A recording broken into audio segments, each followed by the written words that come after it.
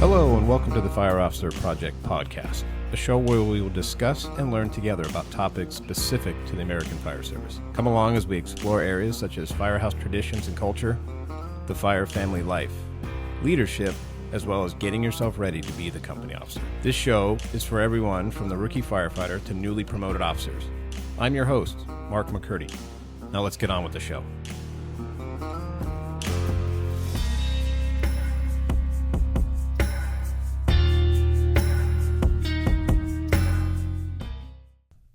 Hello and welcome to the Fire Officer Project. This is episode 1, and in this episode, I'm going to hit on my background, introduce myself, explain kind of the concept of what I wanted to do with this project, some key points and ideas of things I've written down, and then another side project that I'm going to try to incorporate and get finished up here before 9/11. So who am I? My name is Mark McCurdy. I live in Southern California in Los Angeles County area, and I've been on the job or the fire department for 21 years now. I worked for a smaller agency for 5 years, and our department was absorbed by the current agency I work for now, LA County, and I've been with that department now for 16 years. Combined total time, 14 years as a fireman paramedic. I was an engineer for 2 years, and coming up on 5 years as a captain in the next few weeks. So I'm 46 years old, and when I hit 20 years on the job, I've been a captain for a few years, I started realizing there isn't always the best for trying to get yourself ready for that right front seat. So that's kind of what I came up with initially, was just, well, I'll put together a few PowerPoint presentations, see if anybody cares, wants to show up to a class, and we'll just go over some basic stuff of being a captain. Because in our department, when people get promoted, they go to a captain's academy for a few weeks, and then they get turned loose, and whatever they've done to get themselves ready prior to those first 2 weeks of the training is on them. So I've noticed that there was a few things that people just needed to be a little more polished on, maybe before getting promoted or getting through to the academy. So I come up with PowerPoint presentation that incorporated administration and operations, and then put it out there to the masses. It's just kind of a grassroots type thing, and said, if you want to do this, I'm going to be scheduling on these 3 consecutive days. Each day would be 8 hours and full days. Come to whatever day works for you. Let's just have this grassroots type training and go from there. So the first day I had 8 people show up. The next day I think 10, and the next day I think another 8. And it was great. And I appreciate those guys that came out to that, just kind of taking it on their own to show up on off duty, listen to some guy they may not even know who he is. And we had a good time, I think, with learning, and it really helped me to decide, do I want to keep pushing forward with this? Do I need to adjust it? And yeah, I ended up having to adjust it. 8 hours, super long day. And I also noticed that people were there for usually one of two sides they wanted to see, either the administration side or the operations side. And I think we put a lot of weight into thinking that we're pretty good on the operations side, maybe not so much in the admin, but it's not as critical because you have some time while you're sitting in the office. But it does eat at your time when you don't know what you're doing. So I separated it out the next time, administration day and an operations day. And I think that's helped. And that's kind of where I'm at right now, with 2 different sets of PowerPoints. And then people show up to whatever day they want to be, or to both. So that's pretty much where it all started, was just this PowerPoint presentation. People would show up locally. And then you start thinking, well, do I go bigger? Because there's so many other good people that work for other departments too, that can I take this and meet other people and get their opinions? And it just kind of spirals, not out of control, but the possibilities are endless. So I decided, okay, well, I'll just start an Instagram account, see where I go from there, get some things. And that just kind of clicks because you have people from all over sending you messages and things like that. And the next level, you start going, well, do people really want to hear what I have to say? Who knows? But if you don't try it, you're not going to know. And I had a lot of good motivation from a few guys at work who've started their own podcasts, maybe a little bit different than this one, but just the ability to step out and go, okay, I'll put myself out there and throw out what I know. So that's kind of what I'm doing here. I'm just taking some of the concepts of in those classes, talking about ideas, and then what I'm really looking forward to is just connecting with people a little bit farther down the road, interviews, hearing back from people on social media on topic ideas. And then, of course, all I'm going to do is, as I sit here and talk into this microphone, is just my opinion of things through my background, experiences I've had specific just to me. So there could be things I'm missing. And there could be things that other people can enlighten me on, and that would be awesome because that's what I'm looking forward to. So that's the plan. Is I've been writing lists of topic ideas for podcast shows. Well, let me just look at the list because I'll forget what I was talking about, but I have it all typed out here and just kind of, and then still chicken scratch on top of it. But some ideas that I was thinking of, and you can separate these out, are uniforms. That's just this topic, this first one I see, because it was the first thing that came to my mind, because at the time when I was writing things down, it was a hot button topic, and still is in our department, but you start thinking about uniforms and how we push back on certain things. But when you look at it and you start thinking like a company officer, if you're allowing your personnel to start doing whatever they want and going against the grain as far as uniforms, or not towing the line, or you just don't say something, is that the start of where things fall apart? Is that where the start of undiscipline comes from? Just how we show up to work and that attitude. So that'll be one subject. How to make any firehouse a good one. I've been fortunate enough to work in some good firehouses in LA County that have this character or this persona about them. And one station that I was at, I had a young firefighter ask me, like, well, how do we get this station to be like that? And how do you get that persona? So we're going to tackle that in another episode. Continuous motivation. How do you continuously motivate your personnel, yourself, that station pride? Leadership. I write that topic down, but I think every episode that we talk about, whether we talk about it directly or not, is going to have some component of leadership, however you see that angle. But I will focus on some exact episodes of just on leadership, but I think we're going to touch on it each day that we talk about subjects in here. So another big one would be the fire family, your home life, marriage if you're married or in a relationship, and explaining that and kind of tackling that, in my opinion and experience with that. Probationary firefighters, how do you deal with them? New engineers, what do you do as a company officer? How about firehouse culture and just the ins and outs? There's a lot of people that are starting to come on the job that don't understand all the little unwritten rules in the fire department. So maybe by just putting it out there, maybe we're doing a disservice by not teaching them, and then they get thrown to the wolves. And then we think, oh, well, that guy sucks because they didn't know. Well, maybe that's all it is. They just didn't know. So there'll be some things I'll talk about there. And where would any firehouse or fire department related item be without stories? Of course, everybody's got a story, and over the years it gets more embellished, but I'm talking true stories of just my experience, obviously, that were some scary crap that I went through in work, or some situations where you don't necessarily tell anybody. But if I'm going to put myself out there, I'm going to put myself out there and explain times where I've screwed up, experiences I've had in fires or on the job that maybe I haven't told people, or that you can learn from. So I have some other big things that I'm going to eventually tackle. One of them being a big event that I was captured, or not captured in, but was caught up in outside of work here. And eventually I'll tackle that one because I've had a lot of help with trying to get through that, and that leads to another mental health component, and that seems to be the biggest buzzword in first responder type atmospheres now, is mental health. But eventually I'll tackle this related to a few stories and experiences I've been through. Good calls, bad calls, what did you learn from them? And then a separate piece I'm going to start doing, and I need to tie it in before 9/11 gets here because we're close to it. Today is August 27th. And there's a book that I want to just read sections from. It's called What Brothers Do by Michael Everett Brown. And I do have a family connection to it, so that's part of this motivation to do this, but it also is an amazing story. And in a nutshell, it's a story of Mike Brown, who's a doctor, was an FDNY firefighter for a few years, and then went to med school. But when 9/11 happened, his brother, Patrick Brown, or Patty Brown as people know him, was in the North Tower on 9/11. And this story is a story of Mike, traveling back to New York to find his brother. So I don't want to give it away too much, but as I separate out these podcasts, I'm going to do sections specifically just to the book, and I'll label that as these episodes come out for the book. So if you're not necessarily interested in the book side of it, okay, but give it a try because it's an amazing story, and I'm going to try to do as best I can with explaining certain sections of it. And if you're interested in it just based on that initial blurb, it's called What Brothers Do by Michael Everett Brown. You can buy it on Amazon.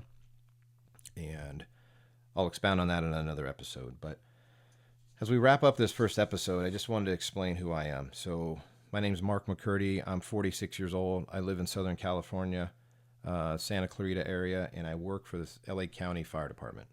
And in a nutshell, you think, who is this guy and why do I want to listen to him? What does he know? Well, I'll go back to where it all started, and I won't go back as far as the first fire station I went into when I was 5 years old, and that was kind of the bug and all that, but it kind of was that for me. But at 15, I was directed towards the Explorer program. I had a buddy of mine in high school that was an LAPD Explorer, and he told me, oh, fire department, if you want to be in the fire department, there's an Explorer program. So I looked around. I grew up in the city of LA, so LA City's area. But right next to me in the city is the city of Glendale.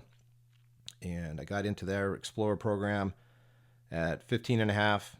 And then we went through a 9-month academy where it was every Saturday from 8 to 1, Tuesday nights, 7 to 9:30. And when you finished that 9-month academy, you could do ride-alongs. So on the weekend, when I could do it, I would do Saturday ride-alongs until I got out of high school. And you could continue till you're age 21. So after high school, I was doing ride-alongs through high school on the weekends and learning from these guys. And after high school, go to Pasadena City College. I worked for my parents doing automotive repair because they own a business in Pasadena. And then at night, I go to fire science classes at Pasadena City College. Still doing the ride-along thing, EMT, get my EMT cert, go work for a private ambulance company. Well, I didn't know much at the time, but private ambulance company pretty much in LA County is IFTs, interfacility transfers. So kind of sucks, but at the same time, you're doing your time thinking down the road, well, I want to go to paramedic school.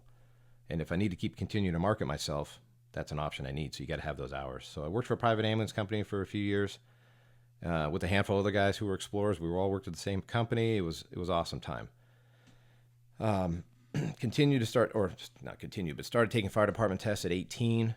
And in a nutshell, it took me about 6 years to get hired, probably 60 to 65 tests, and then it finally hit June of 2000. But in between that time, high school to when I got hired, Fire Academy at Mount Sac, auxiliary for Santa Fe Springs Fire Department, I was a Monday guy. So every Monday for 24 hours, I was the fourth person on the engine post getting my Firefighter 1 Academy. You're still testing. You got to keep yourself marketable. Started a CPR business with a group of guys, just trying to keep all that training in and kind of market yourself. And then I decided, well, you know what? This isn't working. I'm going to try paramedic school. I tried a couple times to get into Daniel Freeman, which everybody at the time was trying to go to paramedic school. And after a couple times of trying to get in, I just didn't have enough time on the ambulance companies. Or at least that's what they told me. Maybe it was because I sucked and they didn't want me. But I ended up getting into Mount Sac's paramedic program, class 36. And anybody who's been to Mount Sac, and in this area, it's Mount San Antonio College. It's in LA County. And I'll boost it as one of the hardest paramedic programs there is because at the time, 35 people started in my class. 7 of us finished. 4 of us had gone, that was the first time we'd gone through. And the instructor they had at the time loved those numbers, that we were getting only 1/5 of the class through. So take it for what it is. I'm going to always have that pride of going to Mount Sac and learning. And I was fortunate enough to have my family help me and move home and go to paramedic school. And it was another level that would get me ready to get hired, hopefully. So fortunately, after paramedic school, as you leave paramedic school, these companies will come in and try to recruit you to work for them. And AMR had come in and said, the supervisor, AMR Glendale, we're hiring paramedics. Just know you're going to be a 911 provider in the city of Glendale for a few months, but Glendale Fire is starting their own paramedic program. I said, sign me up. I'm in. I don't care if it's only a few months because I was already an explorer there. I know the area, and I knew some of the personnel from Glendale Fire, so I thought, okay, keep working towards getting yourself out there. So first few months, right out of paramedic school, a 911 provider working with the fire department. Obviously, we're a third-party company or a private company, but just to have that experience. And then after that, when they took over a few months later, I became an IFT paramedic for AMR, which sucks, but at the same time, it was a necessary evil that I was still testing.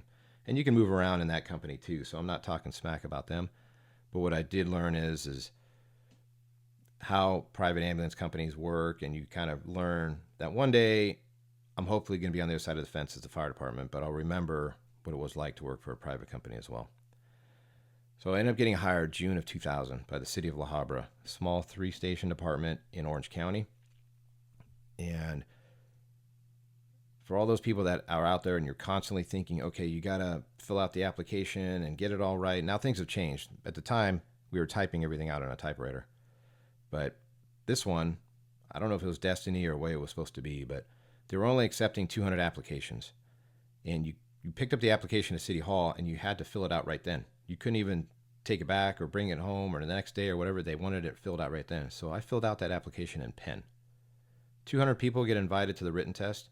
And this is the point where I'm going to tell you, take every test you can for the fire departments. Don't take the ones that you just want to work for those departments, because the written test that they provided was one I had already seen earlier in that week, a few days, because I was taking every test I could.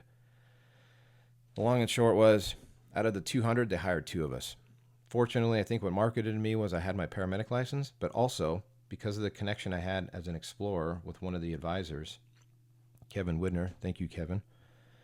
He made a phone call to one of the City of La Habra chiefs because they worked together at Disneyland at the amusement park on the side as a side job. That little blurb right there, I think, pushed me over to get hired, because it was mentioned to me day one on the floor that Kevin had called and said, you want to hire this guy, and that helped push them, which is amazing, because if he hadn't done that, I don't know that I'd be working for LA County Fire. Our department was absorbed by LA County Fire 5 years later. And there were some ups and downs the whole time, years of trying to go back and forth of, would our department go with Orange County? Would we form a smaller departments with Brea and Fullerton? And the way it shook out finally at the end was LA County Fire. And fortunately, that's where I've been since 2005. We were absorbed. I worked for La Habra for 5 years, and now I'm absorbed by LA County. And it was a complete night and day difference as far as you go from a smaller department to a big agency. But it's been great. And this episode has already gone long enough. You don't need to keep hearing about me, and I. But now I've been with LA County Fire for 16 years. 9 years I stayed as a fireman paramedic.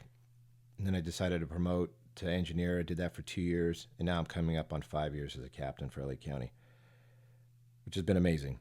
And I think I'll take and break down a little bit more of my background of where I've worked. But in a nutshell, I've worked all over LA County as far as some bigger spots, up in the Antelope Valley Desert, West Hollywood, South LA area, kind of all over, and kind of was just trying to market myself to myself with experiences to one day think, okay, maybe I do want to be a captain one day. But I noticed recently in our department, and I don't know if it's everywhere, but everybody's in a giant rush to promote. And I'm not sure if it's because we're in this piece where a lot of people are getting ready to retire. And it's almost like if you don't promote now, those windows are going to close. I'm not sure. I'm still trying to get my head around it. But think about it this way. You have time.